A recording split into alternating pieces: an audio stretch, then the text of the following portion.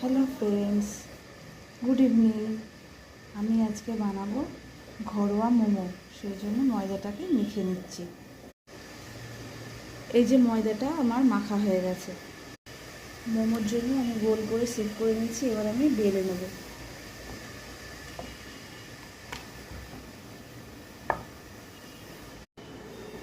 বাঁধাকপিগুলো সর্ষে দিয়ে ভেজে নিয়েছি। এবার আমি বেলে রাখা মোমোটার মধ্যে দিয়ে দেবো।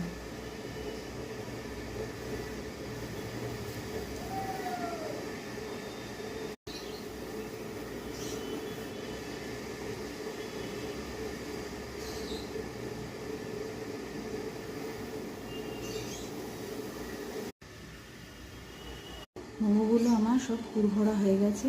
এবার আমি ফুটন্ত গরম জলের মধ্যে এগুলো দিয়ে দেবো। গরম জলটা আমি বসিয়েছি, এর মধ্যে সামান্য পরিমাণে একটু সাদা তেল দিয়ে দেবো। তারপরে মোমোগুলো দিয়ে দেবো। মোমোগুলো সব আমি দিয়ে দিচ্ছি একে একে। 10 মিনিট ফুটার পরে আমি এটা নামিয়ে নেব। এই যে আমার বাঁধাকপির পুর ভরা মোমো রেডি হয়ে গেছে।